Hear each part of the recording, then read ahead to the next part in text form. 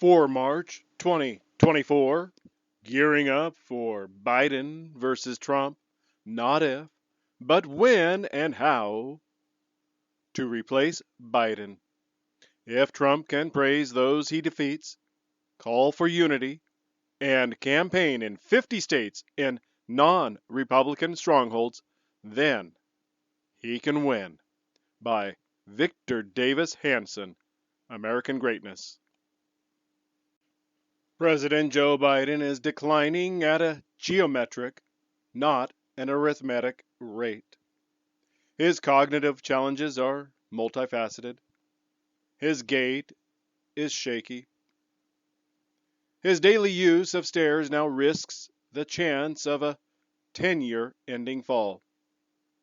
Even when he sticks to the teleprompter, he so slurs his speech, mispronounces words, and glides his syntax that at times he becomes as incomprehensible at the podium as he is unsteady in his step.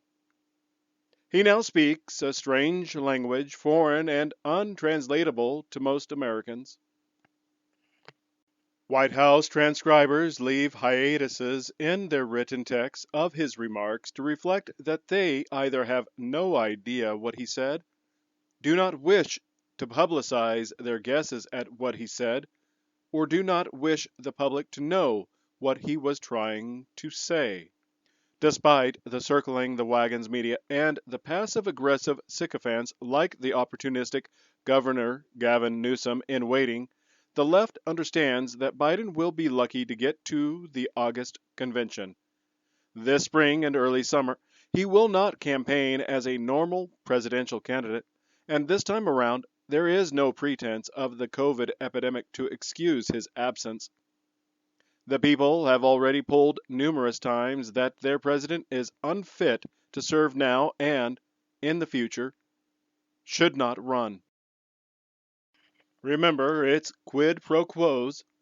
All the major Democrat presidential candidates of 2020 nearly simultaneously pulled out the primaries to coronate Biden, but only on the condition that Biden would play to the hilt his old Joe Biden from Scranton shtick that would offer a veneer to the otherwise unpopular hard left agenda of the new Bernie Sanders, Elizabeth Warren, the Obamas Squad Democratic Party.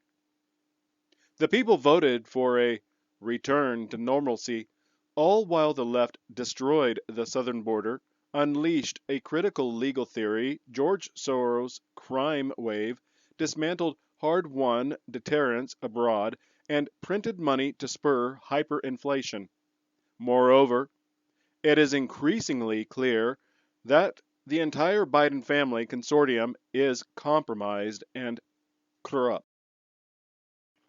Neither Hunter, nor Jim, nor Frank Biden had any consulting skills, business expertise, or corporate experience to warrant leveraging over $25 million from foreign interests.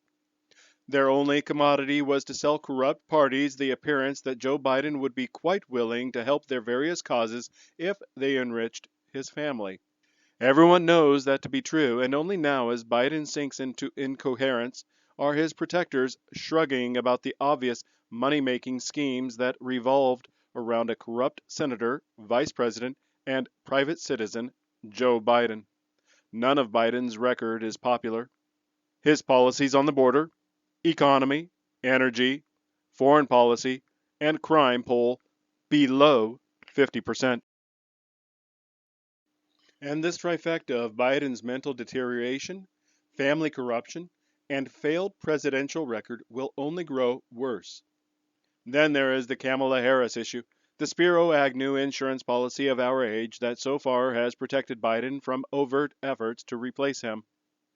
She is as unpopular as Biden and often as incomprehensible, but without the excuse of age or mental diminishment. Of all the major Beltway elected officials, only Senator Mitch McConnell polls worse. By August, Democrat donors and politicos may well conclude that the only way to rid the party of both is to release Biden's delegates, open up the convention and let candidates fight over the now free delegates. Instead, she will fairly lose an open and transparent free-for-all of various Democrat want-to-be replacements and recede into a sober and judicious Mike Pence-like retirement. The problem with this scenario, of course, is that late-season convention or post-convention machinations in the modern era don't work out too well. In 1976, Ronald Reagan, after losing a series of early primaries and being declared nearly inert, suddenly caught fire and entered the August 1976 Republican convention in Kansas City within striking distance of incumbent Gerald Ford. President Ford, remember, had never been elected either president or vice president.